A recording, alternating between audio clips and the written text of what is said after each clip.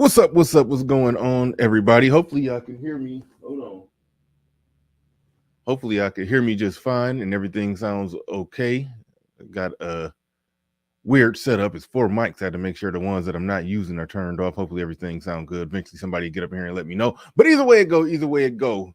Catching it live or catching it after it's uploaded, make sure you hit the like button. Make sure you hit the like button. Are you catching it live or you catching it after this thing is uploaded? This topic we're covering again here tonight. Black men are winning. I named it Black Men Are Winning Part 2. Black Men Are Winning Part 2. A lot of people be talking about all this stuff going on. People, traveling overseas, passport, blowing it up, all the whole works. I think there's a legitimate path to that lifestyle if you want to live that lifestyle. There's a lot of different ways to do it. There's ways to work remotely where if you can anywhere you can take a laptop, you can work. You can make the money there. You can live the life you want to live, be a global citizen. There's ways to pull that off and ways to get that done. And there are brothers who know how to give you the tools to get there, And that's what we're talking about today. So strap on in. Let's get ready to go. Let's get it.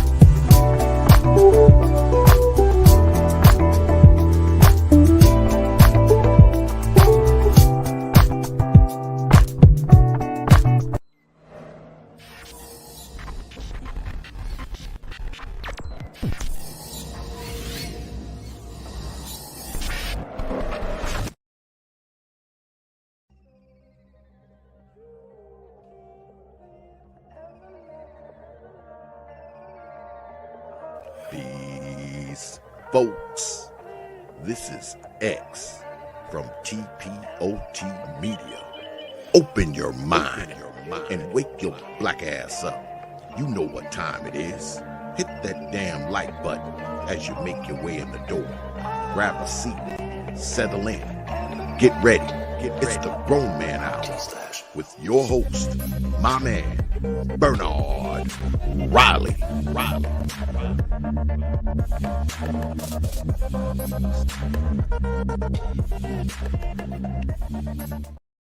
All right, what's up? What's going on, everybody? Make sure y'all hit the like button whether you're catching this thing live or you're catching it after it's uploaded. Shout out to Sam I Am. Shout out to D Scott. Shout out to Ollie. Shout out to my man LB Crypto in the building. Shout out to LB Crypto in the building. Shout out. Salute. And let's get this thing started. Let's get ready to go. Let's get it. We're gonna bring up the men of the hour. This is Sean, who we're gonna get a formal introduction from pretty soon. But the guy, y'all know Sub-Zero. Y'all already know Sub-Zero is in the building. I'm gonna let Sub-Zero be my guest and formally introduce Sean. Let us know who we talking to up in here. So Sub-Zero, Hey, what's going on? Welcome back. In RM, you could drop that. Hit that slow fade out on the music. Hit that slow fade out. There you go. What's up, man? What's going on, bro? What's going on? Yeah, man. Look, first of all, I just want to say thank you for having me on the channel, bro. It's always a pleasure. I love to come on here and talk about us as black men being productive. And that's what this is all about, productivity, right? One of my favorite words is the economics word, right? Anyway, and the link is in the background if when you get a chance. So let me say this, man. First of all, I'm Sub-Zero 3639 live. I used to be Sub-Zero 3639 until my channel got terminated. But hey, live and learn. That Lead being them, lead said, them, lead them small hats alone. Leave them alone. yeah, man. Hey, it's me and Little Big Nate, man. Little Big Nate, oh no, he somebody got to hold Little Big Nate back. But anyway, shout out to Little Big Nate. So anyway, what I was about to say was I started lifting the veil about 4 or 5 years ago. Been teaching classes for a while, putting a lot of students out. And last year, my homeboy who's above me, we talked about doing a class. I had talked to him about it for a while. We kind of put it off about 7 or 8 months. Then I said, hey, man, let's go and do it. We did it last year. It was a success. People are getting certified. Uh, and so the main thing I wanted to basically, before he starts talking, because you guys going to be impressed with him, this brother is a wealth of knowledge. I always call him a genius. He's very modest, but I always call this brother a real genius, man. Smart brother, man of God, a husband, father. Brother's really been on the up and up since I've known him I've been knowing this brother for 25 years. So you can count on one hand the brothers that long. So I know he don't like me saying that number, but hey, you know what I'm saying? And let me tell you something, man. Ever since I met him, he was a smart brother. Just about in any subject we would talk about. I'll talk to him about something. Come back a month later, he know way more than I do about it. Like, God dang, where you get that from? So, brilliant brother, smart. Has been an IT recruiter. Has over a decade. He's gonna get into all that. Has over a decade of experience. And what makes him I think would make him a great teacher is the fact that he's been the guy who goes into these organizations, and they tell him, hey, we're looking to try to pull people into this company that can do X, Y, and Z. Can you get them? So he knows what companies are paying. He knows the rates. He knows what they make, what the recruiting firms make on the back end, because he did it and was not only just a recruiter, but was a head recruiter and manager of a couple of companies. And he placed me 2 or 3 times. So this brother's solid, man. Smart brother. You are in for a treat. I'm gonna pull back in the shadows and let him just take over. Shout out to my homeboy. I give y'all Sean Sorrells.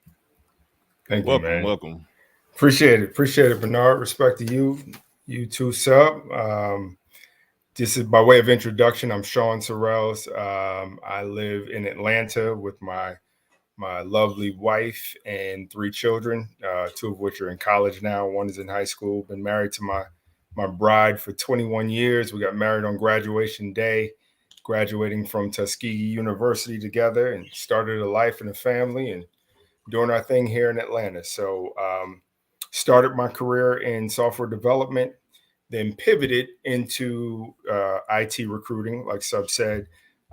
Started a couple IT recruiting firms, grew them successfully, had my love for IT from both the software development side and then also the people side, right? Being able to do recruiting for your top companies all over the country. And then just about a little over 5 years ago, I pivoted again into what we're here to talk about tonight, which is a career in Salesforce. And since then, I've been working from home, doing everything that I do. I am a global Salesforce leader and instructor for multiple companies. And one of my passions is teaching other people, particularly men, how to get this valuable skill set that companies pay a lot of money for, to free up your time, to get more resources and to live the kind of life that you want to live. And so I'm super excited to talk about it tonight and share with you guys and answer your questions and things like that. But the main thing is we are starting and we're opening up our doors to a new class this Monday, February 20th. You can go to LTV Academy to see the link and check it out. And hold on, really quick. Let's make sure we had a mistake last time. We got the spelling right on the website, correct? It looks like it, yeah. That's it. Okay, we had a little mistake. Want to make sure that we get all that straightened out. That's right. Make sure we get all that straightened out. Yeah, we had a little typo in the website. One quick question before you dig back into it. You said IT recruiting, like that's a whole career in and of itself. And I guess my curious question with that, because like ever since I've been talking to Sub-Zero, you got Theo, and a lot of other people around here talk about IT. It seems like it's the way to go. But for there to be even a position for like an IT recruiter, for that to be a career, is it almost like you got to sell people on it, or it seems like it sells itself? It sells itself. The problem is there's not the rate of change, right? The rate of adoption of technology in our society, it has gone through the roof, right? So it started off small. We had the radio, the television. But when you get around to the microcomputer and computer processing, if you actually look at the curve of the adoption rate, it's almost straight up in the air. I mean, the rate at which technology changes is lightning speed. So what that means is that there aren't enough people with the skill sets to provide the needs that these companies have in the area of technology. So when it comes to recruiting, we need people to be able to find people with the skill sets that these companies need. So that's the IT recruiter. He's looking for people who have IT skills to meet the needs of these companies that have adopted all of these rapidly growing technologies. Interesting. Yeah, I just had that question when he said, IT recruiter. It's a whole position and everything. Explain the difference or what you do, because I understand. I've been talking to a lot of people. Obviously, for example, Theo Waff, who I mentioned, what he does is different from what Sub-Zero does. Do you do something, I presume, different than what Sub-Zero? I mean, it's all IT, but it's Sure. I take it you're at a different angle of it, so to speak. Sure. Yeah, I don't know what the other brother does that you mentioned, but what I teach is Salesforce, and what Salesforce is a software platform that thousands upon thousands of companies use all around the world. And the easiest way to think of Salesforce is a customer relationship management system. It's much more than that, but what it does is it keeps businesses able to organize their customers, their leads, all of their revenue generating personas or people in one place, and able to interact with them, able to organize campaigns to reach out to them. It allows them to sell more of their product or services. Now, and Salesforce is way bigger than what I'm oversimplifying right now. But in this kind of ecosystem of Salesforce, one of the reasons why I believe, and this is someone who has been high tech, right, from a heads down software developer coding all day long, all the way down to what I call low tech, right? So Salesforce, I believe, is one of the best ways to get into tech, primarily because it is a low tech software platform, meaning we're not writing code. We're not learning computer languages. We're not studying for a year and going back to school and spending thousands upon thousands of dollars to get this skill set. What we're doing is we are learning a software package that is click and drag and drop and things like that, what we call declarative programming. And so because it's low tech, it allows for people who are not high tech to get into IT and still make a phenomenal living and do well at it. So that's the difference. I think when it comes to Salesforce, it's one of the biggest reasons I teach it, is because the on ramp is so much easier, because you don't have to learn these other languages and things like that. It's just already what you know. It's low tech, and thousands upon thousands of companies need the skill set.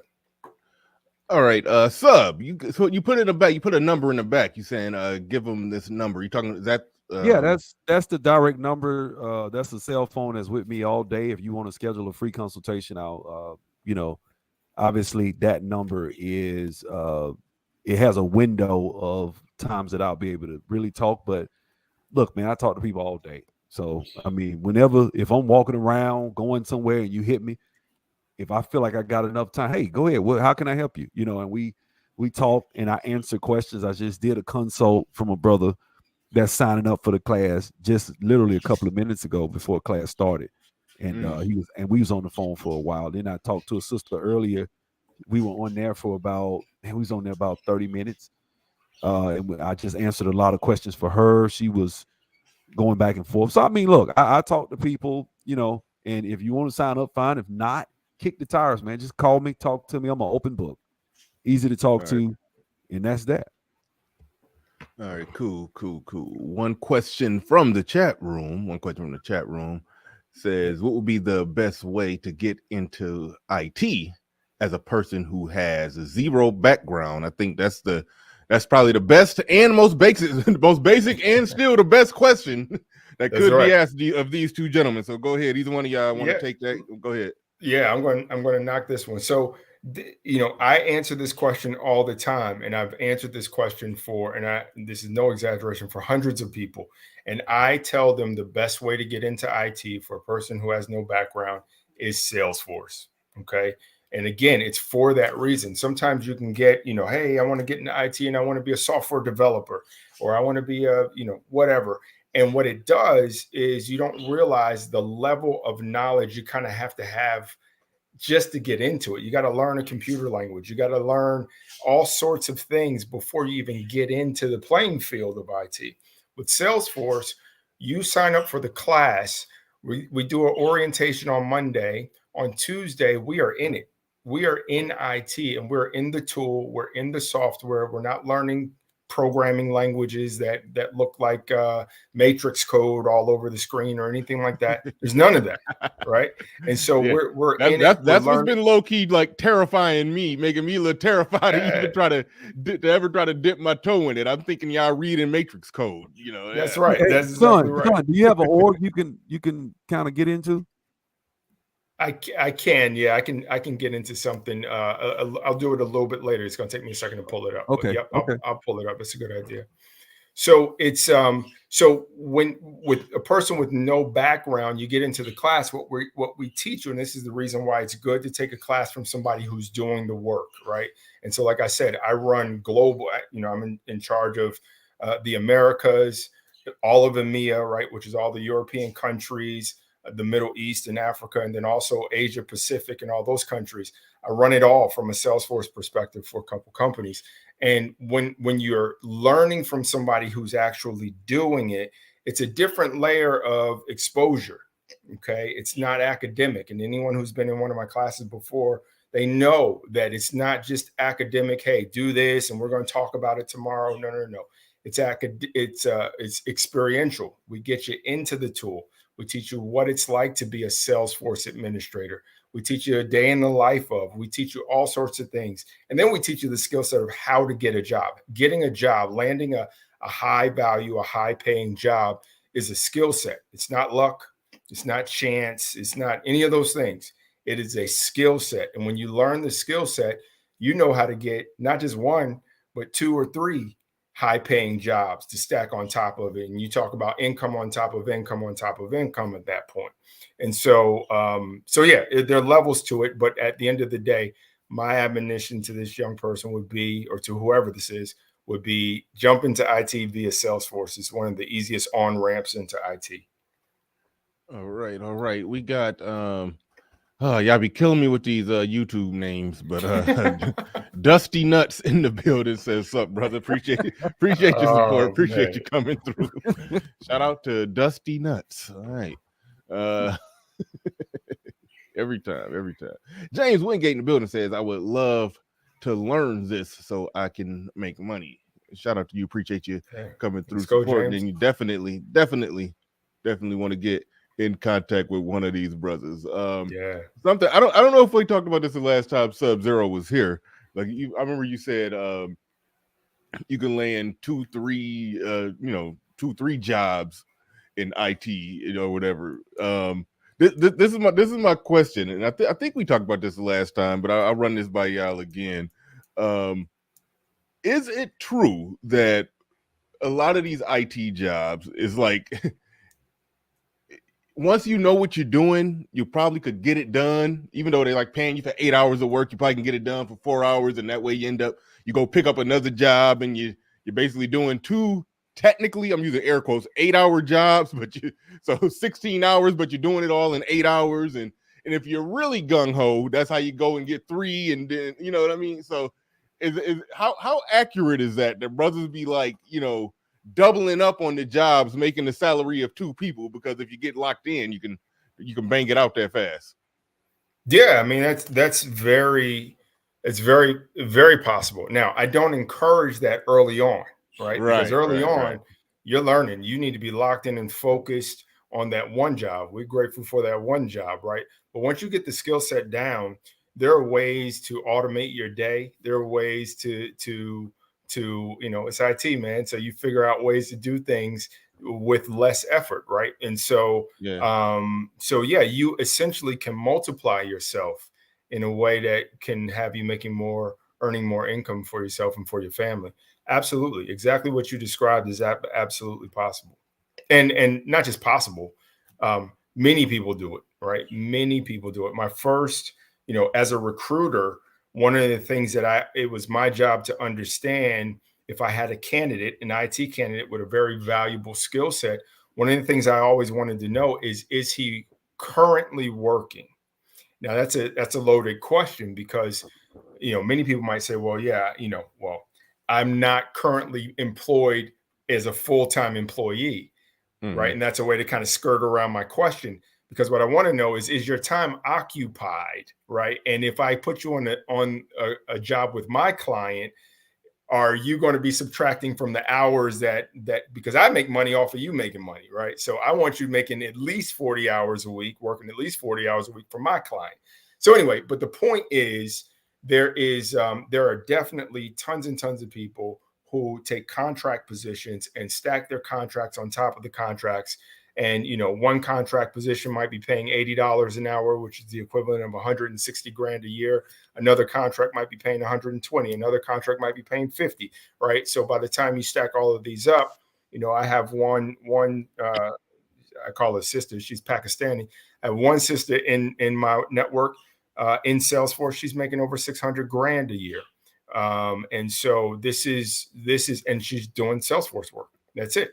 And so that's, if you have that kind of bandwidth in terms of time and energy, you knock it out, especially if you're young, right? What else do you have to do? Yeah, you said you make money off of somebody else making money. How exactly does that work? Well, when you're a recruiter, the way a recruiter gets paid is I have a client. Let's say my client is Verizon, and Verizon calls me up and says, well, Sean, we need a Salesforce administrator. I'll say, great. How much are you willing to pay for a Salesforce administrator on an hourly basis? They're going to give me, as a recruiter, a bill rate, meaning I'm going to bill them whatever they tell me. So they may say, bill me $100 an hour for this Salesforce recruiter. Well, great. Now I'll go to the market and I'll find me some Salesforce administrators. I'll find Salesforce administrators and I'll ask them, how much do you want to make? And some of them may say $50 an hour. Some of them may say $60, $70 an hour, whatever. The margin between what I'm paying the candidate and what I'm billing the client is what the recruiting firm makes, right? So that might be a $30 or $40 spread between what I'm paying a candidate and what I'm paying and what I'm billing the client. And so that $30 or $40 an hour, right? You take $40 an hour, you multiply it by 40 hours a week, you're talking $1,600 off of that one candidate. Now you find a bunch of people jobs, and now you've created a business that's making a lot of money hand over foot by putting other people to work. And so that's how the whole recruiting industry works.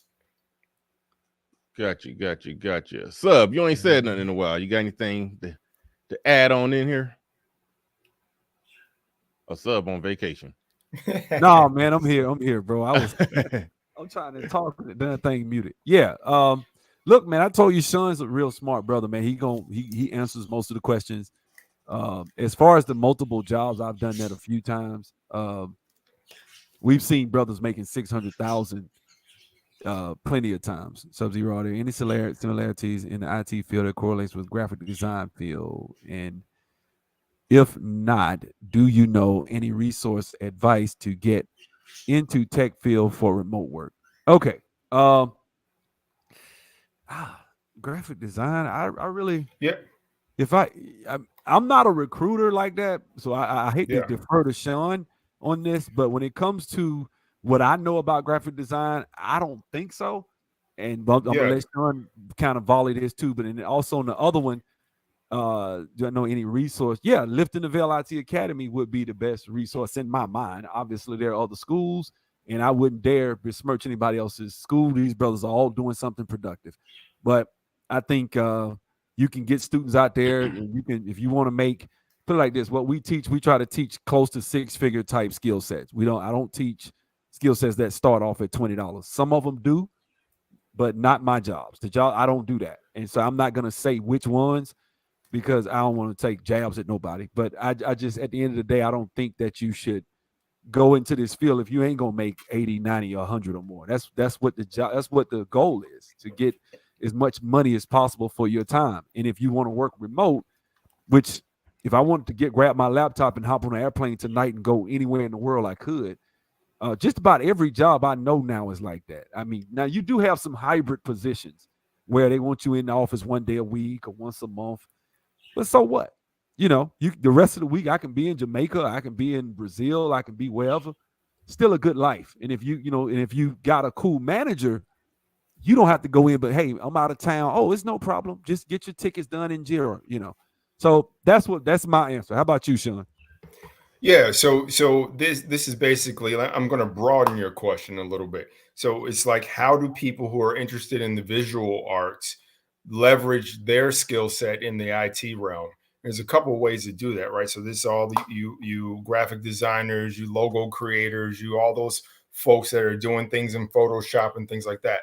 If you begin to think about everything you see on a website has a visual component to it, right? And so what we call that is UI or UX, user interface, or user experience design, right? And so when you think about it from that standpoint, there's a lot of opportunity for people who are interested in the visual arts to be able to leverage their visual capabilities to go into and put it into the IT field, right? Designing apps, designing the visual components for websites, designing logos and things like that. All of these come from the visual arts, but are a core element and part of the IT industry. So that's called UX or UI design, user interface or user experience design.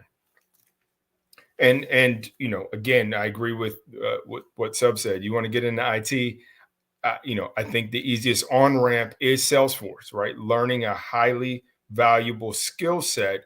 And then once you're in the field of IT, you can literally, the world is yours. You have some credibility, you have some experience under your belt. You can go in whatever direction you want to go into at that point.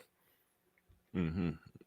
Did you notice an uptake? And this comment is kind of leads me to ask this question. You said I've been working remotely in IT since the pandemic began. I take it did you notice a huge uptake in the IT field, like when the pandemic started? Yeah, definitely. Yeah. My job, I mean, had I had a remote job, I usually would always go in on and work, and I was making a good rate, so I wasn't really. But then I went home with this job because I remember I had got this job with this company, and I went home, and it was cool. I had a good manager, nice guy. Me and him talked, real cool guy, and it was just a great fit. And I always tell my students, hey, don't work from home for your first job. But now it's like just about all my students get remote jobs now. All of them do that now. I don't have too many students go in the office too often. So, well, part of it is with the pandemic, a lot of companies realized they were carrying too much real estate, right? And their overhead was ridiculous when they thought about it. And then what happened was you had all this real estate with nobody working in them because they're all at home because we're quarantining, right? Or what was it, lockdown, right? So that kind of epiphany, like, wait a minute, we can still be productive and not need all this real estate. Let's get rid of the real estate. And so that's what they did. And so that's why a lot more opportunities you'll see are remote, because companies, those 2 years gave companies the ability to get a framework to how to work remotely well.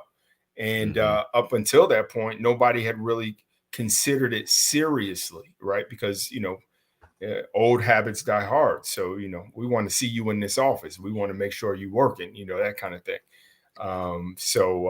So yeah, it's definitely been an uptick since the pandemic for sure. The opportunities for remote work are sky high right now. All right. James Wingate, thank you for super chatting your questions. Do appreciate that. He says, how long does the class take to compete? Complete. How long does it take to complete the Salesforce class? Yeah. So we get it done, right? We're talking 90 days. So 3 months, we are hitting Salesforce. And at the end of those 90 days, you will have a highly valuable skill set, right? Salesforce administration. You will have been trained to pass 2 certification exams, okay? The Salesforce Associate exam and the Salesforce Certified Administrator exam, okay? And then we also do resume work. We also revitalize your LinkedIn pages. So this is all in 90 days. You're learning the skill set. You're taking the tests. You're getting your resume revamped. You're getting your whole LinkedIn profile rebranded or created if you don't have one. And so by the end of these 90 days, you are positioned for a great launch into the IT field. Oh, and by the way, I serve as references as well for those who take the class, right? So if you're always wondering, well, I don't have any experience, how do I get in? What if I get a job? How do I get a reference? This, that, and the third. I do references all the time for people who are in the class. And this class is not, again, it's not a purely academic, hey, here's the book, here's the material, go study it. We're in it together, right? We do Tuesday nights at 9 Eastern. We do Thursday nights at 9 Eastern. And then we do Saturday mornings at 9 a.m. Eastern. Okay. So Tuesday, Thursday, Saturday, 9 p.m., 9 p.m., and 9 a.m. Eastern. And Herman we do it Cain. countrywide. Herman Cain, 999. This guy. Shout out to Erica Williams. Oh man, that's funny. Yeah. So and let me say this, man. Looking at one of the things I've always, when I first started lifting the veil, I was thinking, man, what can I offer? It's a lot of schools that people are very, technical. They're better.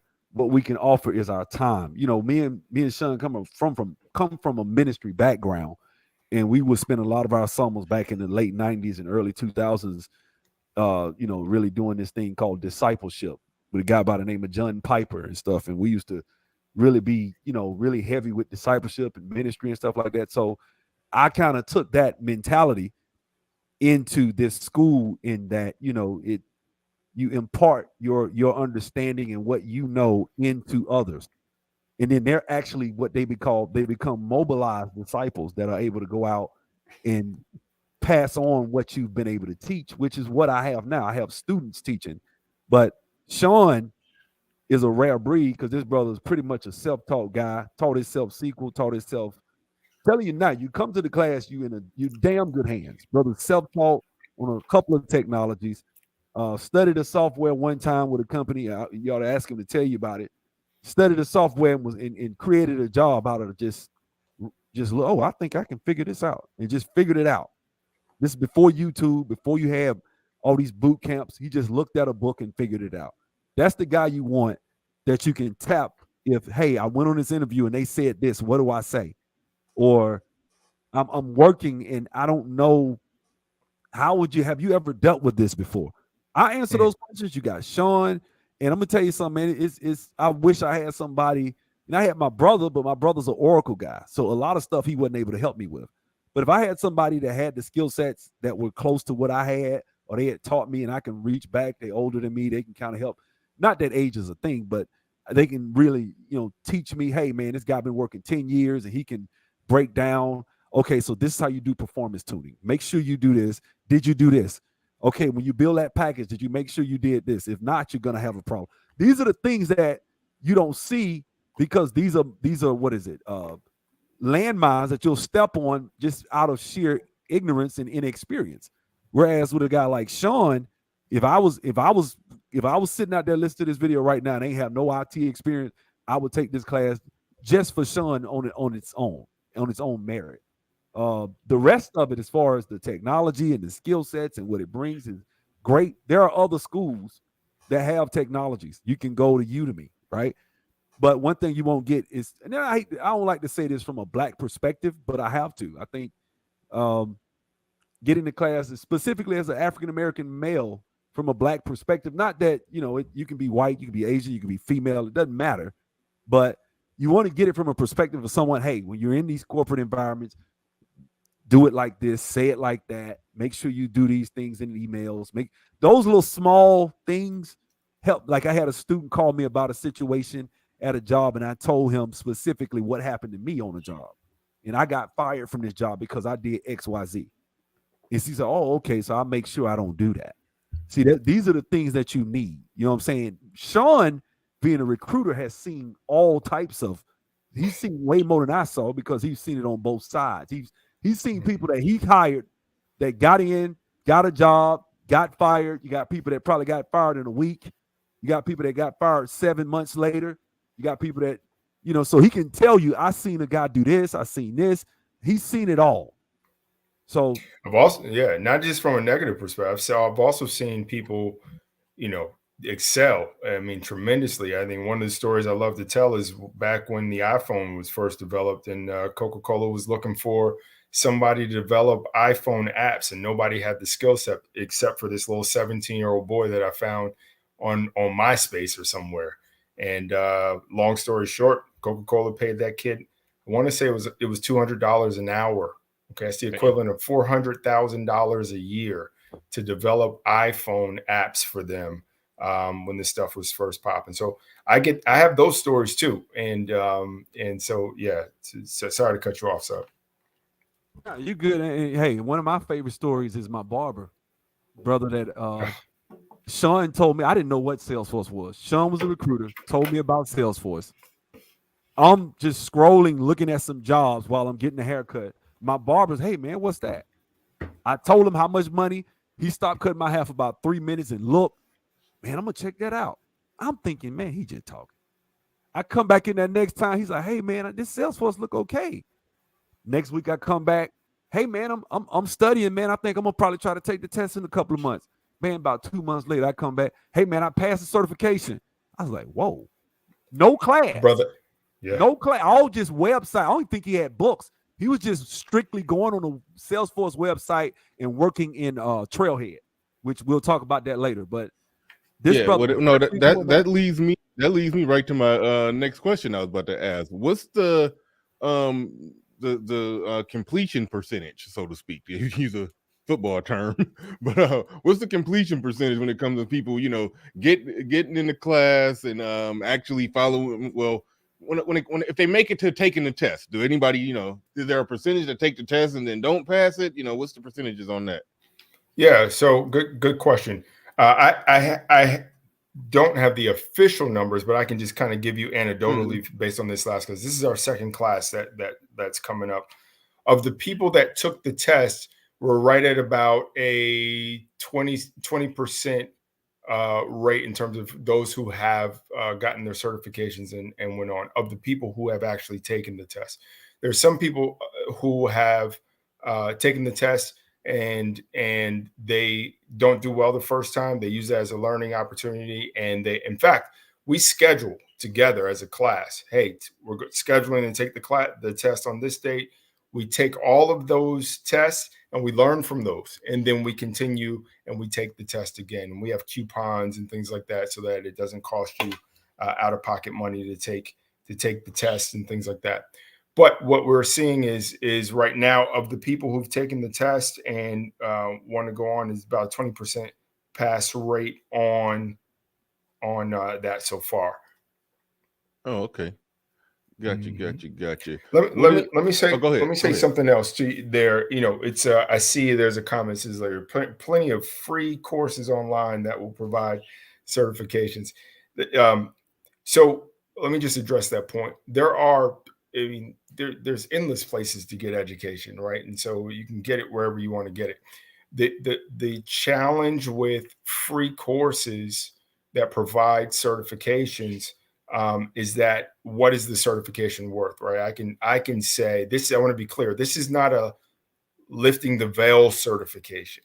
This is an actual Salesforce certification, the largest CRM company in the world, right? They are the ones who are certifying you as a certified Salesforce administrator when you complete this test and go through it. Once you have that certification, the sky's the limit. Now, I'll also say a certification is not required. So you heard me say 20%, and some of you may have been like, oh, well, that ain't a very high number. The reality is, if there's a high number, everybody would have them. There are many people who are working in Salesforce who do not have certifications. They have the skill set, but they're not certified, and they're still making the same kind of money. And they're making now. Why are they able to do that? The reason is because they have the skill set. What a certification does is it communicates to a recruiter or an employer, particularly for those people who don't have previous experience, that I can do the job. I have these skills. Well, what can you do in lieu of that? So let's say someone, and I do have someone like that right now, they haven't done well. Everybody doesn't do well on a test. They haven't passed the certification. I've already, this person is interviewing. This person has their resume out there. They're getting calls every single day, because we know how to structure your resume in a way to get recruiters' attention. Why? Because I was a recruiter. So I give the blueprint, and I show you how to structure your resume to get phone calls. Once the phone calls start coming in, you're golden, because at that point, you know how to talk Salesforce. You know how to do Salesforce. So even if you're struggling with passing the test, you can still get a job, and you can still have a reference. That's me, by the way, and still be good to go. Let me add one thing too. I think that what you just described is what separates it. It's all the stuff from the reference to the actual helping people understand how to structure their resumes, and then all the other stuff, the other minute phone calls you get. Hey, I don't know this. I don't know that. How do I do this? How do I do that? Yeah, you can go find some boot camp that'll sit there for 5 days and lecture you. I just took a class 3 weeks ago on data engineering, and I retained maybe 15-20% of what they actually talked about. And they went through the whole entire spiel, but it didn't help. So, guys, I want you to understand, the difference with having a mentor is just, and then on top of that, the class not technically that expensive. So, I mean, it's not like we charging a ridiculous amount of money. Go to Microsoft, go to Salesforce, try to take a Salesforce instructor. I'm talking about just 1 week. I'm not talking about 3 months. And find a developer that's going to sit and hold your hand and walk with you about, okay, this is everything from start to finish. Be patient for weeks, 6-7 hours a week, and tell me how much it costs. And I'm gonna tell you right now, mycomputercareer.edu charges $21,000. The cheapest course I've seen has been about $9. And you can go to, what's the name of that place? New Horizons, but we're talking a 5-day lecture. We're not talking about 3 months. Okay, with 5 days, and New Horizons over there in Dunwoody. In 5 days, they'll run you through a crash course on everything, and you're supposed to get that and then go take a test. Well, what if you don't know? Well, you can't talk to the instructor anymore. Not only can you not talk to the instructor, they just gave you the knowledge. They didn't give you all the other pieces, right? They don't give you resume. They don't give you, okay, look, you messed up on this interview. You shouldn't have said.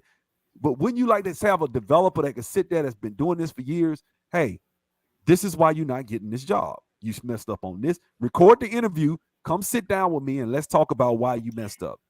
And then guess what? I'm playing an interview for my students tonight. I got class tonight. When I play that interview for my students, they're going to be able to know, oh man, what sub is teaching us and what we're learning in this class is actually going to be able to transition into real world companies. Like, you don't get that anywhere. Nobody, I'm not trying to brag. I'm just saying nobody does that. Nobody's going to sit there and hold your hand and do the things Sean is going to do. That's just not, I've never seen it.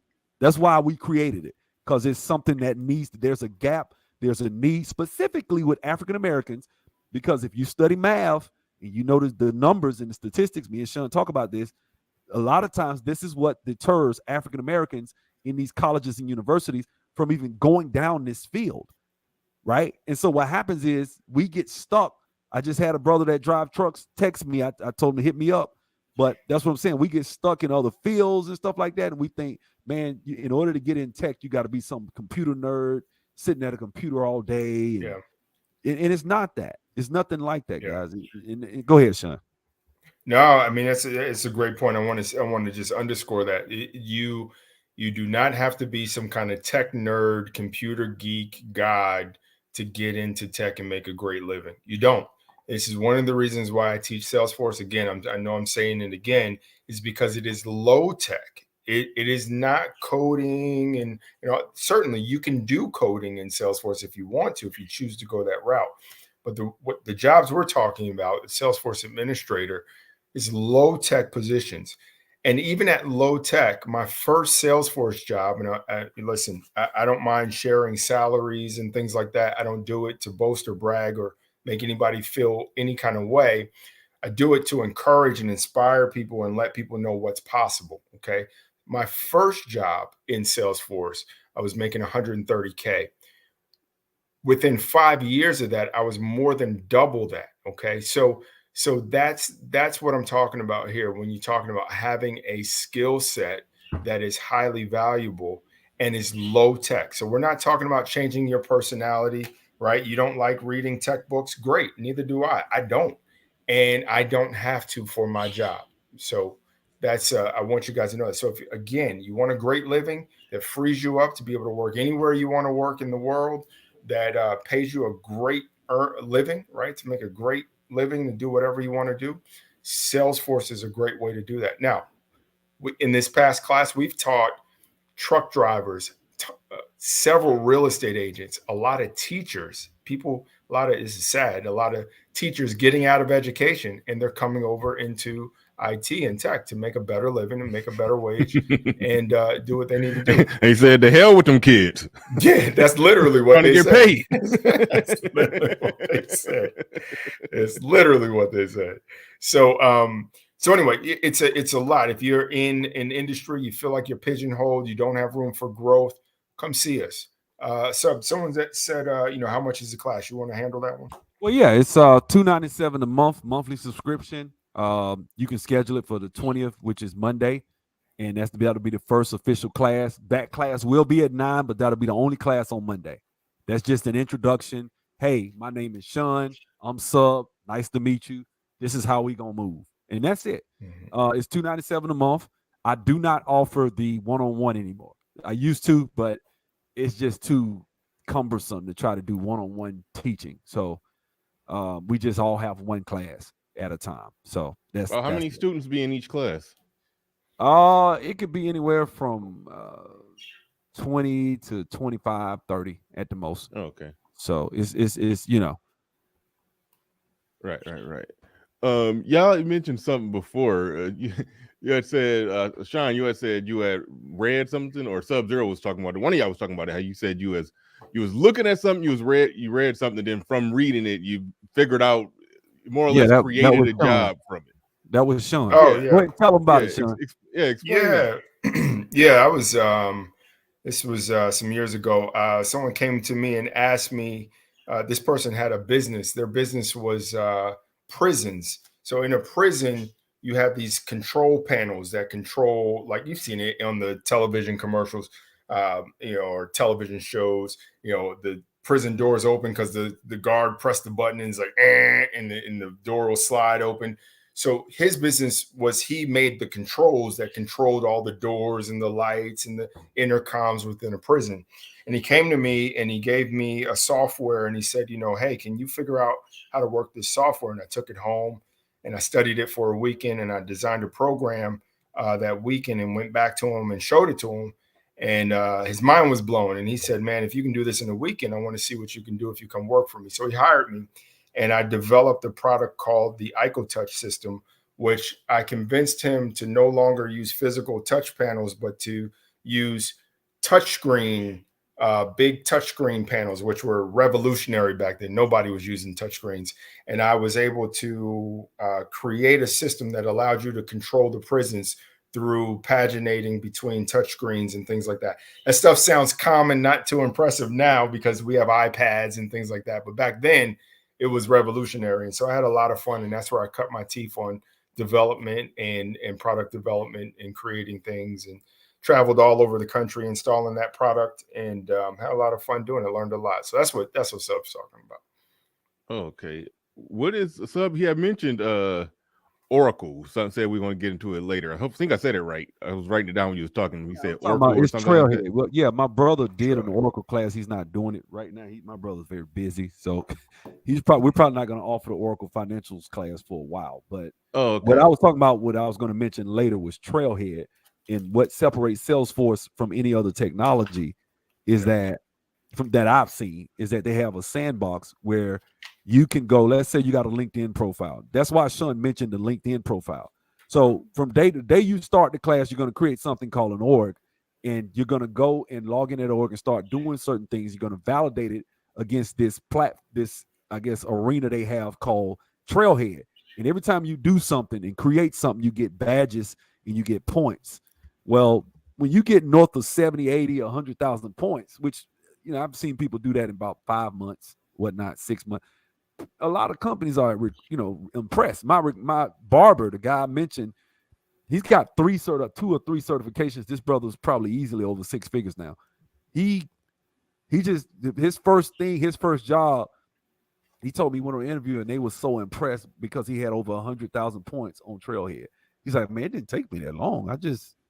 You pick the badges, you pick what you want to do. Like if you can't do it, like these super badges and stuff, you can either try to figure it out later, and it's trying to help you get your super badges. But what I'm saying is, even if you were just trying to learn, you could go in their environment, improve yourself. See, when I was trying to get into Oracle and SQL and SQL Server, I couldn't prove myself. All I had was my resume and what I say when you ask me a question. Whereas if I'd have had a platform they can go log into and say, okay, this guy has done X, Y, Z. He has this many points. He has this many badges. I'm impressed. And look, he already knows this. That's what our job description says. So you go look at the job descriptions, see what the job descriptions are requiring you to do within Salesforce, then go get the badge. That's experience. Go ahead, Sean. You can kind of talk about it. Yeah. So the point is, Salesforce gives you, this is why they're so cool and why I recommend them. They give you their software to learn. And then they give you a whole learning environment that's gamified for you to win badges and points and all of that kind of stuff to encourage you for learning. So by the time you come out of it, now you can go right now. You can go to trailhead.com, sign up, and go ahead and start making badges. What we find, and there are probably people in the chat that can testify to this that are familiar with Trailhead, is that after completing a couple badges, people get a little discouraged and then they don't keep going. Why? Because you need a guide. You need someone who can tell you, no, don't worry about that one. We're going down this path, and now we're going to study this, and now you need someone who can help you walk through. It's literally like a trail, right? If you're going through it, you need a trail guide. That's me. And so when you have a guide, then you don't get discouraged because you're studying the wrong thing, or it's not making sense to you, or you can't connect the dots, or whatever the case may be. Everybody isn't like the barber who can just read it and understand it immediately. A lot of people need to understand it because somebody explained it to them better, or they saw it. So by the time you get done with LTV Academy and you start on Monday, we go those 90 days, we knock it out. It's not just that you have a skill set, you have hands-on experience with the tool that can be verified, as Sub said, by any employer. They can go into your Salesforce profile and they can see what you've done in the tool. They can see all of your badges, all of your accomplishments, the projects you've done in the tool. They can see that you know what you're doing. And that's invaluable. And that's why I say you don't have to have a certification, right? There are other ways to get jobs and be successful without a certification. So that's the whole Trailhead thing. Mm-hmm. What would y'all say is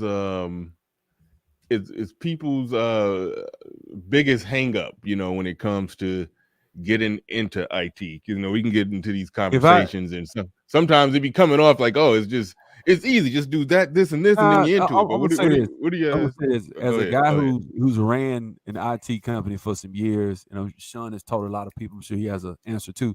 I'm gonna say this, man. People just quit. And I remember I was talking, I think I told Sean this when I first started teaching, I would almost beg people.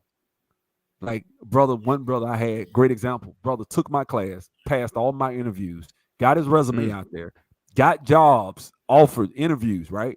Got all the way to the end, didn't get the job and got discouraged, right? And I'm like, bro, that was impressive. That was your first job interview and you killed it. Because he recorded the interview and I listened to it. He did it again. Got all the way to the end. It was him and another guy. He thought he had it. He's like, man, I'm about to get it, sub. I said, okay. Then they went with the other guy. It happened twice.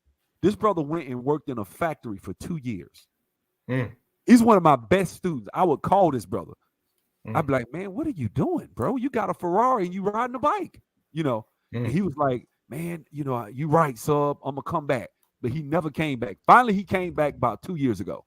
When he came back, he took a review class, came back, went out there, got his first job, got the job making $90,000. I was like, man, he was like, man, I wasted 2 years. I should have listened to you from the jump. Yeah. So what I see right now is the mental, and Sean covers that the very first week of class, but quitting is, look, man, the mental, like it's like trying to learn how to trade, right? Like we know that if you've ever dealt with trading, options, Forex, whatever, you know that you can get the skill. You know, if you put 7-8 months in straight of consistent studying, that you will get the skill. But how many people have tried to trade and quit, right? And so I actually took a class one time trying to learn how to trade with this girl, this other girl. She started the same day I did. She's a full-time trader now. I quit.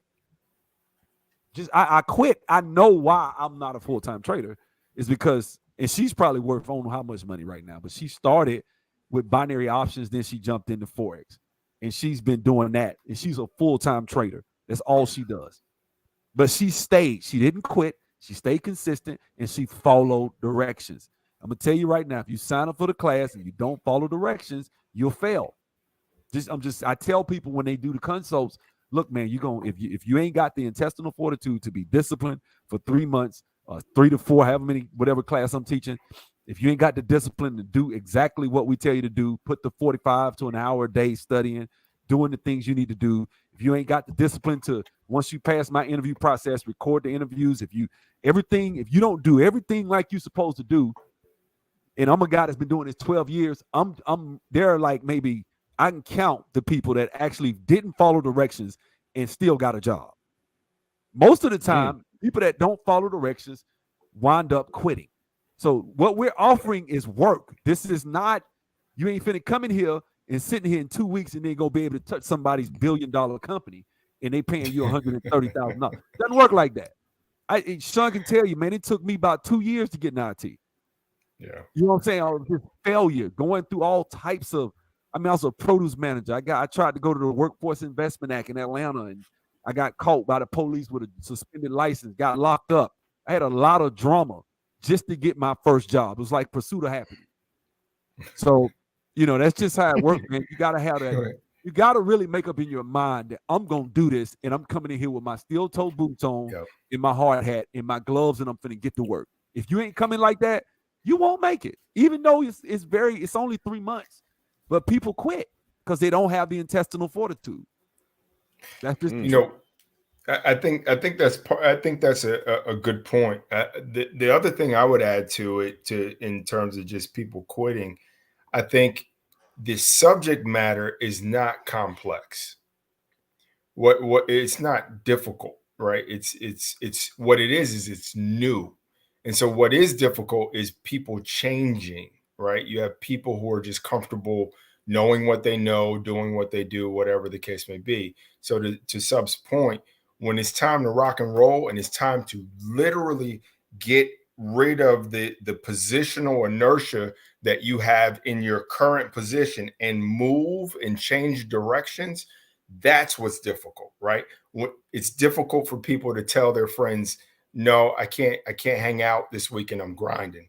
It's difficult to tell family, hey, look, every day I need you to let dad study, right? At this particular time, we got to cut it off or what. It's difficult to have that kind of discipline if you're on the West Coast to get up and go to class at 6 a.m. with me and the rest of the students on a Saturday morning. Those are the things that are difficult.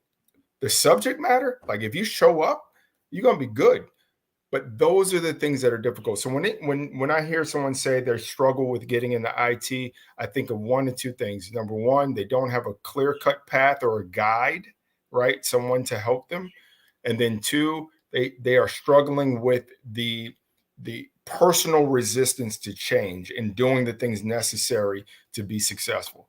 And I acknowledge that. And Sub's right. We spend the first few classes dealing with mindset alone, because out of I've never had anybody quit a class or not get a job. And I'm talking about, I've taken people from retail positions in the mall to 6-figure earners in Salesforce. Okay. So it's not an aptitude issue. Usually it's not they're not smart enough. I haven't come across that yet. It's other things, right? It's other things. And it's really just change, right? Being disciplined enough to do something to change. Buckle down. You owe it to yourself. Commit to something. Follow it through. See it through to the end. You will be successful. That's the point. And so that's what I would say. I'm going to add one more thing. One of my favorite guys is Andrew Tate, right? And I remember Andrew Tate made a point about, he said, I've never seen anybody work hard, do what they're supposed to do, be disciplined, not succeed. And I'm going to say this. We make no guarantees, obviously. That would be stupid for me to say, I guarantee you'll get a job. No, we don't do that. But what I do tell you is, if you follow directions, if you're diligent, if you don't quit, you're going to hit your target, man. You're going to hit it. Now, I've seen people that had this little engine that could mindset get jobs. And I've seen people, first day, I'd be like, oh, man, this guy's sharp. Oh, he's going to do great. And then he quit after 2 weeks. So I can't look and tell who's going to do it. It's just on you. You have to make up in your mind if you're going to finish. I've stopped now. I've become kind of like thick skin. I don't really try to figure out who's going to finish and who's not. I just let the chips fall where they may. And then a lot of times the people that finish the class might not be the people you would think, but they're consistent. They don't quit. And I'm sorry. I just don't think in a Western society, if you are blessed to be in America or any Western society, you're able to work and do certain things. You got internet, you got everything at your fingertips. I just find it extremely difficult to believe that you cannot obtain your goal of just getting a job. Yes, you can do it. But we can't make guarantees, obviously, for obvious reasons. There's a lot of different variables that go into getting a job. It's not just, I could train you. You could do it. I could tell you everything. And then you go in the interview and freeze. I couldn't adjust for that. I can't. So I can't make guarantees. Or you might get an interview and the guy's just, I like this guy, but I think I'm gonna go with the other one. It happens. But what we've discovered is students that don't quit win.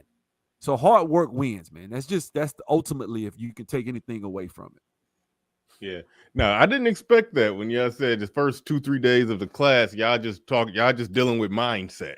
Oh, yeah. I didn't expect that. Now I gotta controversially ask this question: is that's something that you only got to do with black folks, really? I mean, the white IT class are they talking mindset for the first 2-3 days? That's a black thing? I don't know that it's a black thing. It's my thing, and the reason it's my thing is because I recognize the challenge. I recognize what it is. It isn't aptitude. It isn't smarts. It isn't any of those things. It's most people have a certain amount of motivational equity. Okay. And that motivational equity gets depleted in all kinds of ways. One of the main ways it gets depleted is the stories we tell ourselves about ourselves, the society we live in. That's why I said, is that something that you got to do for black folks? Because I understand that we psychologically messed up, and people be thinking we can't do this, and even if we do it, racism gonna jump in and stop. Come on. That's it. So we got to deal with that, right? We got to deal with that, because what happens is you can get so far in the course, and then all of a sudden that fear spring up on you, and then you sabotage the whole thing. So we deal with it up front. So we have to deal with the stories we tell ourselves, about other people, and about the way the world works. We deal with those up front, because I know when we get into this stuff, no excuses. We are going to the top, period. And so, so obviously everybody is not over to overcome those things. Stories are very difficult to overcome. Look at the story we've been telling ourselves about college all these years, right? And even though the data says otherwise, we just love that story, right? Go to college, get your degree, you're going to be successful forever, And so the data says otherwise, but we love the story. So the same thing, stories are powerful. So sometimes to break the hold that a story has on a person's mindset, it takes work. It takes work. And so we spend a couple days doing that before we even dive into the technology. Interesting. Drew M says, how often are the classes offered?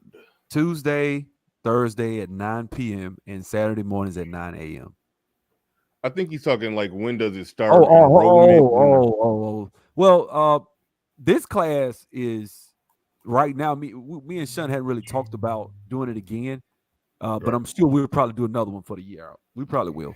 I'm pretty confident. So it's early. It's just February. I'm sure I'd probably give him a month or something off if he wants to come back. It's on Sean, really. Whenever he want to do it, So, but so I would say at the earliest would be if he finishes, let's say May, then I would say at the earliest he'd probably take about a month, 2 months off. So what, like July? Yeah, it just depends. I mean, I'll be honest with you. I give this class all I have, and so at the end of it, I am fully depleted. So I need to recharge my battery. So Sub and I will talk about it. I would say don't wait. I would say jump in on this one, man, and let's get to the goals together this time around, right? And so so if you're able to, I would definitely go ahead and take advantage of it, this Monday. All right. Oh shit! Wait, hold on. Hoop just said, respond to my text, man. I thought you was talking to Sub-Zero, somebody, but look like you talking to me. Like you talking to me. I just realized that. Shout out to Hoop Jargon. Y'all go check this brother out. That's the homie. Okay. I thought that was a group, a group text. Okay. Anyway, I got you, Hoop. It looked like you're talking to me. I'm looking at it. And Hoop hit me up, man. Hoop was trying to talk to me about some IT stuff. He told me, Hoop, let me know, man. Let me know what's up, man. Holla at me. He said, you, man. All right, cool. I got you. No, when I saw that, I ignored it because I thought it said something about the Super Bowl. I thought you just chopping it up in that group text. But I didn't know it was a personal one that you needed me to read and respond to. My bad, Hoop. I got you. But and shout out to Jackie Jack, put $5 on the super chat. And the other brother, I think we answered this question about the times when it start. Okay, when it's offered. Okay, cool. We got all of that covered. But what else would y'all throw out there? Which y'all offer? Y'all think people need to know going in, as far as the person who's on the fence right now, the person who's on the fence thinking that they might do it. The man got them working 50 hours right now at the job, so they thinking I can't really put something else on my plate. Which what do you got for that person who's on the fence like that? Yeah, look, look, we all have things. Shoot, I work over 50 hours on a job, and I'm teaching the class, right? And so at the end of the day, we all have things. The thing is about, what do you want? And so you have to answer that question. What do you want? Right? What do you want out of life? What do you want out of your career? What do you want? Once you answer that question, what do you want? We are showing you a clear-cut path to get the type of resources coming in for you to obtain the things that you want. I'm not just talking about materially. A lot of us don't want, we want material things, but we want really a different type of lifestyle. And so that lifestyle gets supported by a certain amount of resources. So you got to start asking yourself, what do you want? And when you start realizing what you want, you got to do something different to get it. And I'm telling you, we're laying out in front of you a path that in 90 days, you will be able to be in an industry that provides the type of compensation, that provides alternative lifestyles that you want to live to what you're doing now. And so the path is right before you. So my encouragement would be, and again, this is not a course. I want to be very clear. This is not a course. You know, we're not giving you access to a bunch of videos and then you go watch them. This is a class that I personally invest my time. Oh, and by the way, you don't just get me, you get my whole network. I bring other people who are in my network into class to talk to you, to educate you. Not only that, but to expose them to who you are because they hire people. Okay. So at the end of the day, you're talking about someone who is on your side as a resource in your journey upward, as opposed to, hey, go take a course or go take some, read a book or go do Trailhead or whatever the case may be. And for this price, this is, you'll be hard pressed to find the type of value that's being provided at this price. So I would really encourage you to jump in this class. I'm looking forward to seeing you guys in here and learning together and getting to some new goals and accomplishing those goals and answering that question. So yeah, I just have encouragement. I don't have anything additional, to offer. Let me add one thing to what Sean was also saying just a second ago.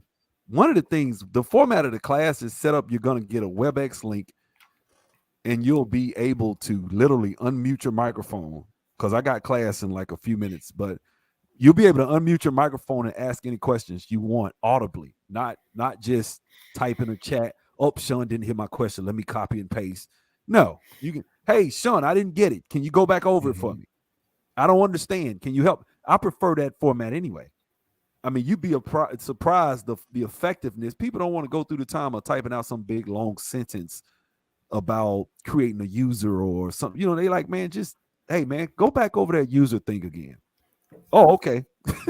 You know what I'm saying? So it's easy, man. I'm telling you, that's the best way. You want to be able to communicate. To me, I think the effectiveness of it's almost like you looking over Sean's shoulder. He shares his screen. He says, this is how you do it. Click this right here. This is how this is done. You can't beat it. That's just my personal opinion. But of course, I would say that, right? So yeah.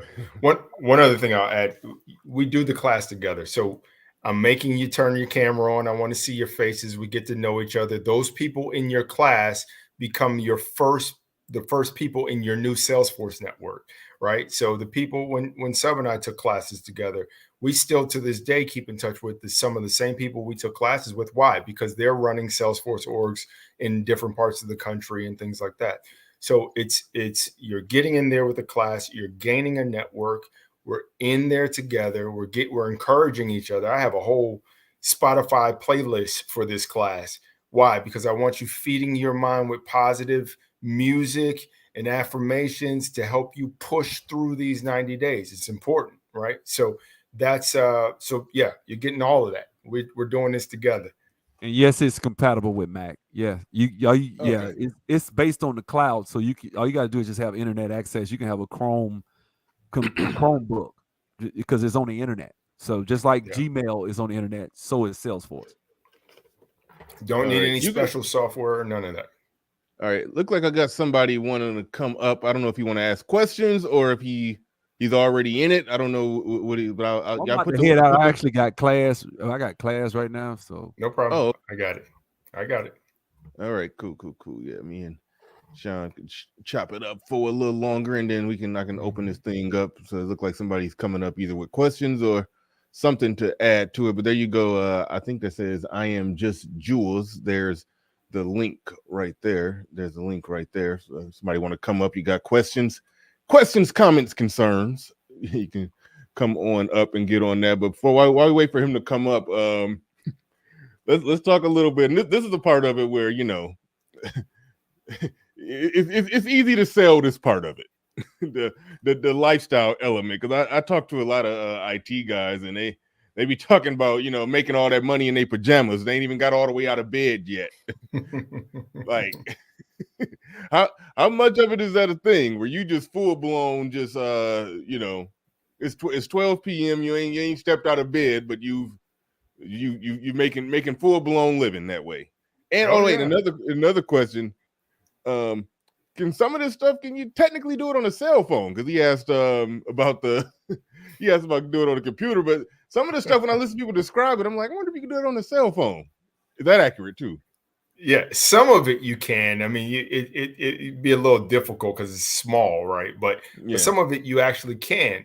I've done some things I needed to do on a cell phone before where I was out and about and didn't bring my laptop. I was like, oh, I'll just knock it out on my cell phone.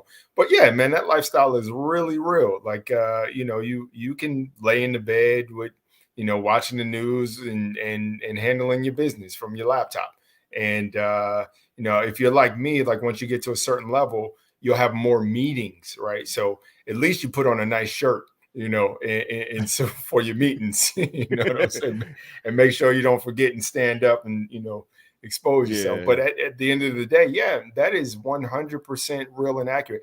But more than just staying in bed, you know what I like to do? I like to go to a local park and take my laptop, get the fresh air. I live about a couple blocks from the river. I like to go put my kayak in the car. I work right there, right alongside the river. I get a nice little break, or when my day is over, I throw my kayak in the river and I'm off. I'm out. And so I like nature. I like to be out and about, and I do work in nature. Go on hikes and stuff. And I'm sitting in the car doing some work. Close that laptop. I'm out for a quick hike. I'm back in. Right. So that's the kind of liberty, right, where you get to really experience. That's my thing. Your thing may be different, right? You guys like beaches and going to other places and all that kind of stuff. That's great, but that's my thing, and I get to do that. You have children. You get to spend time with your children. They get home from school. You're there, and you're able to invest that time in your kids in terms of discipling them and helping them grow and be successful human beings too. So yeah, that's real. That's really real. Right. My man Theo Waff in the building. Shout out to I'm trying to drop a bomb when Theo comes through. Shout out to Theo.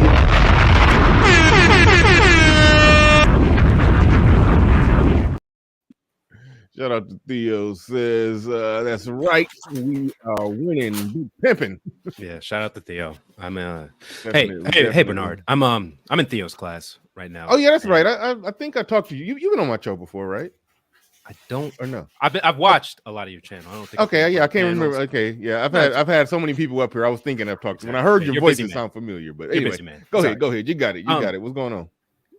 So I just want to say thank you for you two for contributing a great deal to this discussion. I'm in the Salesforce community and I've been in it for about 3 years. I just have a couple of questions and then see if I can answer it. Sure. Because I know a lot of people are just kind of curious about this. When the 20% fail, how do you guys coach them back into jumping back into it, study back up, and retake the test? Because I'll say I failed the first admin exam twice, passed on the third time. I already have 3 other certs in Salesforce, so I know you can do it. You're supposed to just keep trucking. But how do you guys do it? No, it's a great question, right? One of the things I do is I don't overpromise on the front end. I do not say, hey, look, you guys are going to go in there and kill this test the first go around. Everybody's different. So I don't overpromise that. One of the things that happens when you over kind of promise and you get people a little too confident is that the fall is a lot harder, right? And so that they have a hard time just getting their confidence back. The main thing I help them understand is that the test is an opportunity for you to see where your gaps are, okay? So, and because of the way these Salesforce tests, as you know, are structured, they're very, they're in categories. And reports and that's right. All these they're in categories, right? Yeah. So you see here. How you score per category. So literally, and when you guys that join the class get in, you get access to our private Facebook group as well. And the students post their results, their test results. And we literally go through them and say, okay, here's where we need to study more on objects, right? And custom objects and standard objects. And we go in and I'll give them, hey, here's where you need to study. We have practice tests. We have practice quizzes in that particular area. And then they can go back through our syllabus. We have a custom trail mix as well, where they can go right back to that section and restudy those things. And so what we've seen is that the people who end up getting their certifications that didn't pass the first time, they usually get it on the second time. Okay. I haven't seen where people are needing 3 and 4 and 5 times and all that kind of stuff. So, so does that answer your question? Yeah. Yeah. Yeah. Roughly, how far do you think people in your course get on the trailhead before they get to past the admin? Because I know I don't know if most of the listeners got there's like different things like the Cub Scouts, Bear Scout, like you get up and down the trailhead, but how far have you guys seen where people kind of get it? Or do you guys not use the trailhead as like a direct correlation? Yeah, no, we do use Trailhead as a direct correlation. Our syllabus is, like I said, a custom trail mix on the Trailhead platform. And so the students, I mean, there are students in there with 50,000. So as you know, the highest, well, they just added a higher rank, but one of the highest ranks used to be 100,000, and that's what's called a ranger. And so when you get to that level, you're there. So I'm a ranger, but you can now get higher than a ranger. And so what we're seeing right now is we have 2 rangers that have come out of that class. This is within the 90 days. Yeah. Okay. Yeah.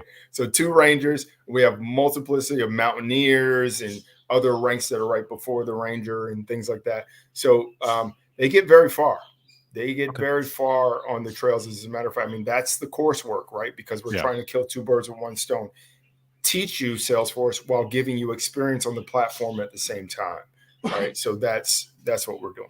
Okay.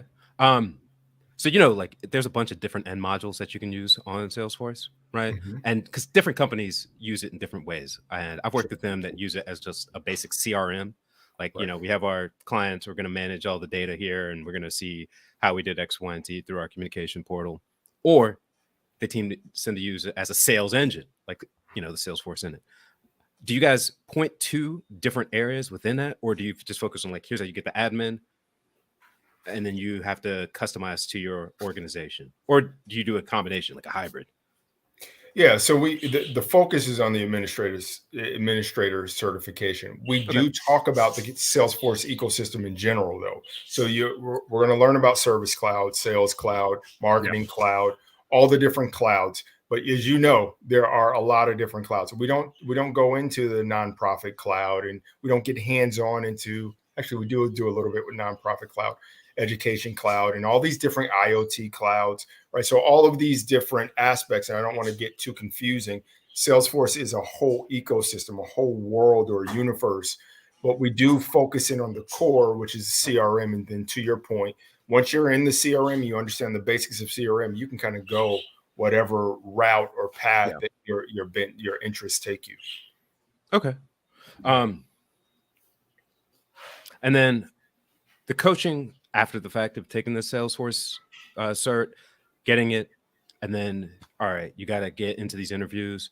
How do you guys differentiate yourself from, a likewise competitor? Yeah. So again, from a course standpoint, a lot of what we see from a competitor standpoint, they're giving you information. So typically you're not getting the skill set, okay, the technical skill set and the skill of how to acquire a job all within the same class. Okay. Those are usually two totally different. That's offerings. That mindset portion you guys talk about. Not just the mindset portion. That's a part of it. Okay. But I'm talking about the actual skill. This is where I put on my recruiter. I was running recruiting firms for years. So I'm teaching you how your resume should look. I'm giving you the actual templates for how your resume needs to look, what it needs to say. We are revamping your LinkedIn profile. We're branding you as a Salesforce administrator, a Salesforce professional. We teach that you are a business and your product is Salesforce skills, right? Yeah. And we sell that product to other companies. And so we teach you how to brand yourself in that way so that when you do get on the phone with a company, you're confident, you know what to say, your resume reflects what you're talking about, your LinkedIn reflects what you're talking about, and your experience reflects what you're talking about. So all of those things are in alignment, and that builds confidence, that builds competence, and you feel good, you sound good, you get the job. Okay. Do you guys find that most of your students do outbound, like they send out resumes, or do they get on mailing lists for Salesforce looking jobs? Do you know, because there's a difference between those two.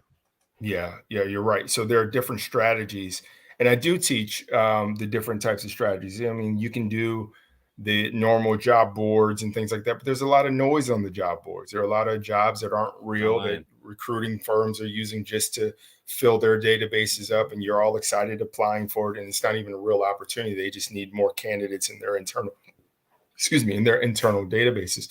But job boards still work. I mean, I get calls every single day from people who find my resume on a job board.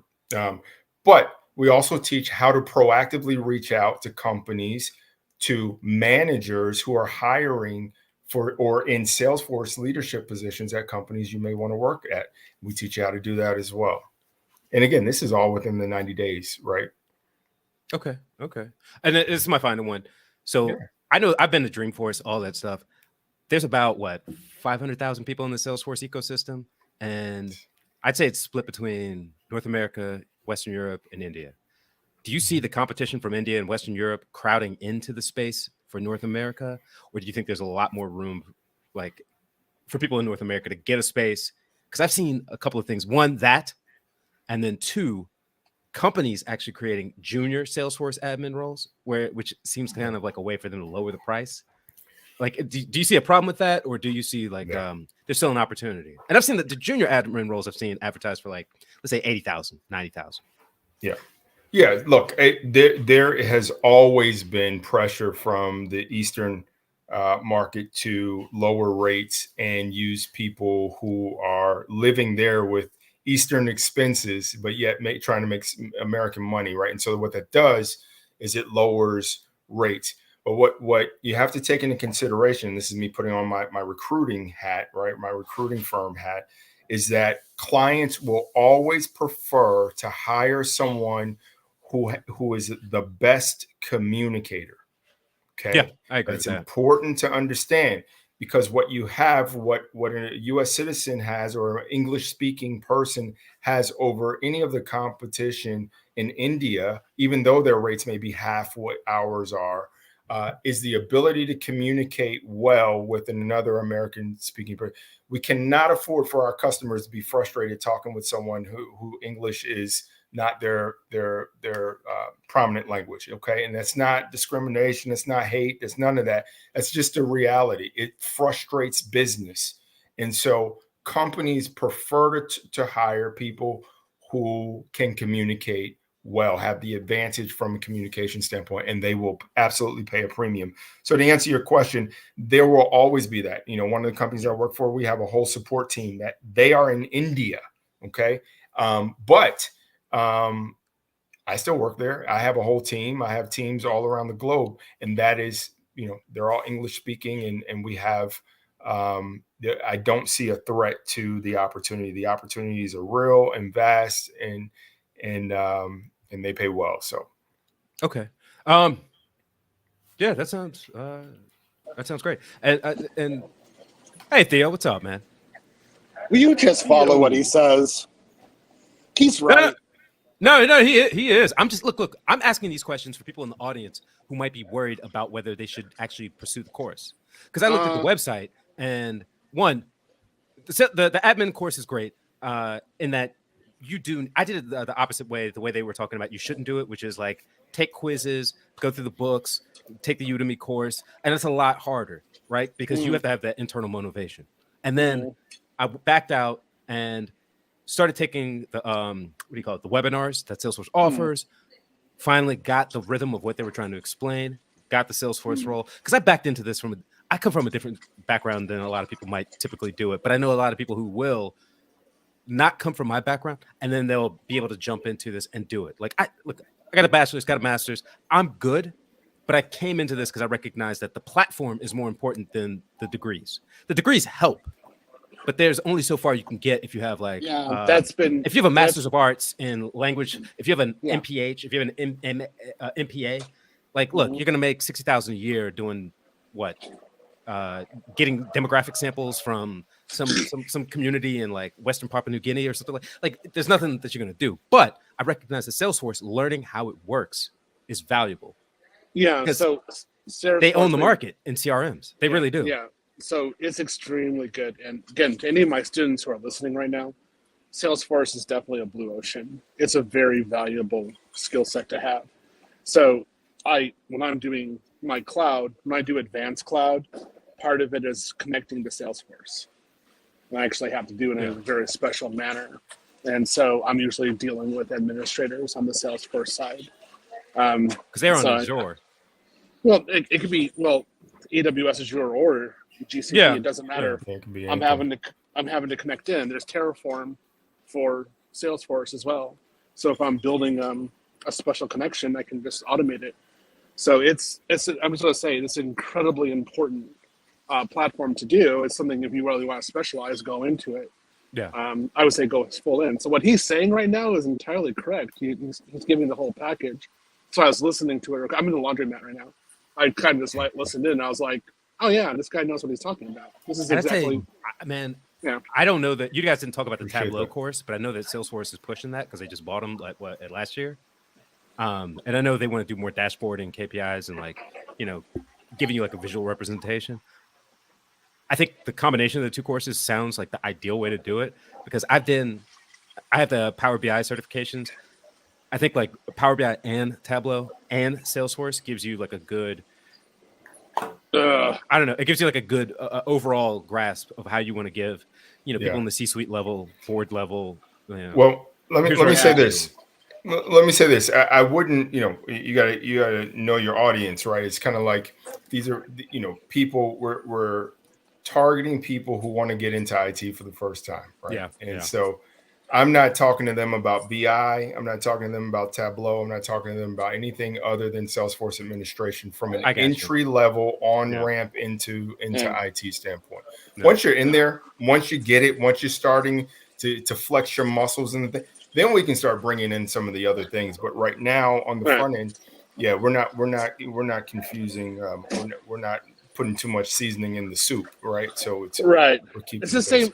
That's the same way that I teach. So when I'm doing AWS Cloud, I just teach it from the GUI from the beginning because if I go too far, people will freak out and they'll literally go CompTIA, Keisha, they'll leave the class. I'll have people dropping out. I mean, literally, they'll just be like, "This is too hard. Keisha looks good. I mean, I can just get some right now." No, I'll say you've done a good job of teaching it. Like you've given like the practical stuff. Hey, Theo, Udemy gives like the broad overview. And I was at the expense at the risk of starting a fight. I was going to ask Sean. So what's your thoughts on CompTIA? I was going to ask him that. Right? Stop. We're done. Right, don't make me go nuclear. I love it. Okay, so you're anti-CompTIA as well. Okay, you could do it. Like, look, I know a handful of people that do CompTIA, but they also have like security clearances. They also are like active duty or like former active duty military, and so they have like a bunch of clearances after the fact, and so they'll do it like Department of Homeland Defense or something like that, and then they'll get other stuff after that. They don't just stick with it. Like here's it's a what good I'll say, entry level package, but I wouldn't. I don't want to nerd out on folks. I mean, I can tell we got some IT guys on the and what can happen is that our language can be intimidating. Okay, and so I want to back it off. At the end of the day, whatever path you choose, you want to go CompTIA and all that stuff. I'm not a fan for all of it necessarily, but if that's the path you choose, just stick with it. Right, go hard as you want to go. In terms of what we're advising tonight in terms of Salesforce, I think if you have any additional questions, I can definitely answer them for you. But it's about starting with something that makes sense for you. And again, I am a fan of low tech entry paths into IT. Okay, and Salesforce is exactly that. It's low tech entry path in the IT that still has, I love your analogy of the blue ocean, that still has the ability to go deep. If you want to get high tech, trust me, it gets high tech. Oh yeah, but you don't have to start there, right? You don't have to start there, and so you can make a great living remaining in low tech. Also, you people, right? You people who are not, the tech people, and you love interacting with people, you love talking, you love this is also a space you can thrive in. Okay, you get into business analysis and things like that, even project management, all that stuff in the Salesforce ecosystem is there and available for you people who thrive off of relationships. that's for you as well. So it's a great on path into the IT industry. So I'll go ahead and drop before I go is, again, if any of my students are watching, listen to what he's saying. He's actually very correct. It's a very good way to go. It's a very good approach. And you got people in there talking about object-oriented programming or JavaScript, and I'm like, that's red ocean. That's the way to get your job outsourced and die, and you have Keisha paying your rent. Stop doing that. And you guys keep on saying it, even in my classes, you drag me up the wall. Stop. What he's saying right here is an approach to 6 figures, like to solid 6 figures. And then you would actually have some room to grow and get specialized. And you'd be making killing. And you look back and you would think, like, why the heck did you ever want to do that low-level stuff?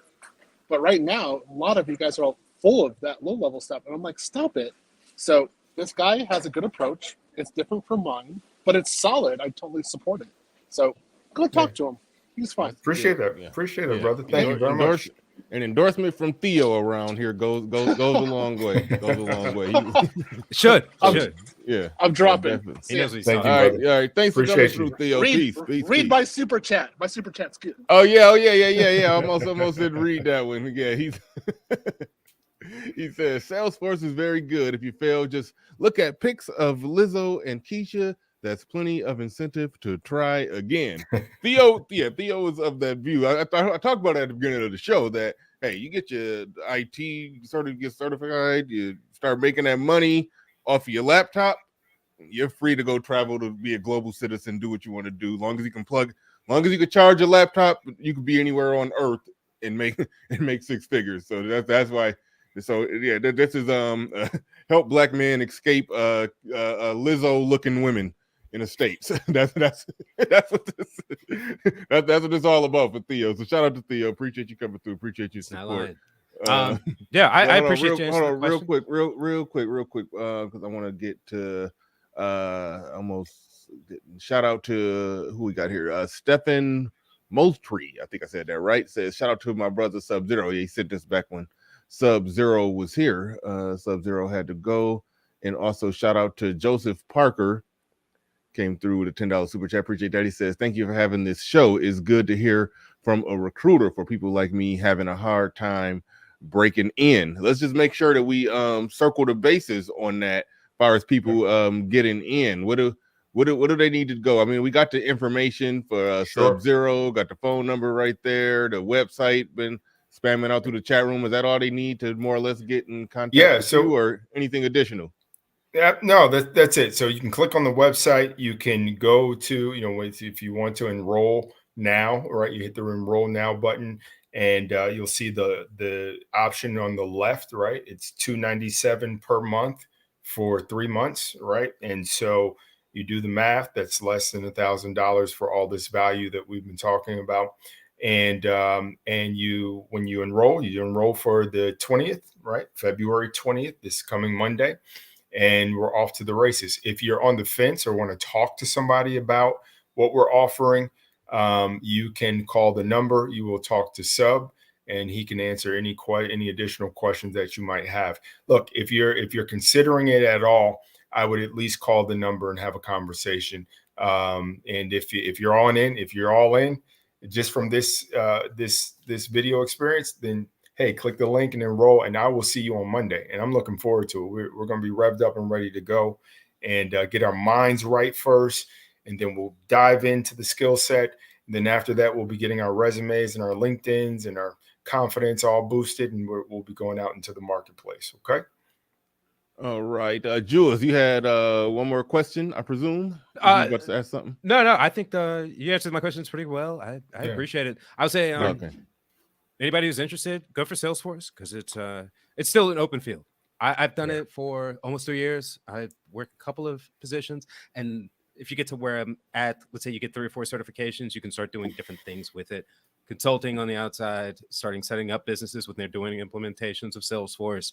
I mean, like they might have hit their saturation point of how they're selling Salesforce from the company, but there's a ton of companies that are just now adopting it or looking to adopt it. It's good. You'll have either a very busy 9 to 5, or you'll have spurts and fits. You know, it'll be well worth it. So I say take this course just because they're willing to offer some hands-on teaching and then walk you through the process of getting hired onto a course. And I haven't taken it, but from what he's described, it sounds like something that anyone who is interested in the product and wants to start to finish type of situation, that's the way to do it. So yeah, anyone out there, sign up. And thank you for the time, Bernard. Yep, no doubt. Thanks for coming on through. Yeah. All right, gonna hit us with the final words, about to wrap this thing up. Any final words? We kind of already did that with the last statement that you made, but just go ahead and take us home one last time. You guys, come on. Let's get to the money. Let's get to the skill set. Let's get to a sustainable skill set to put you in a whole nother tax bracket that's sustainable for years to come. And let's get to it, right? And let's improve ourselves. Let's create a goal for the next 90 days to be in IT, right? Let's start that, and let's jump that off on Monday. So click the link, enroll in the course, or call the number if you have any additional questions. We'll address those concerns, and we'll talk to you and get you fired up. And we're getting rocking and rolling on Monday. So appreciate the time. Brother Bernard. Thank you very much for the opportunity to be on your channel. And to everybody who's listening, I look forward to meeting with some of you in the class and learning the skill set of Salesforce. Right on. And with that said, ladies and gentlemen, we are going to get out of here. I'd like to thank everybody who came through, everybody who supported the stream. And hopefully people are clicking those links to go and check out the website, contact Sub-Zero, do what you got to do. A lot of opportunity out there. So hopefully brothers are taking advantage of it. But with that said, ladies and gentlemen, we are out of here. Peace. We gone. Thank you guys.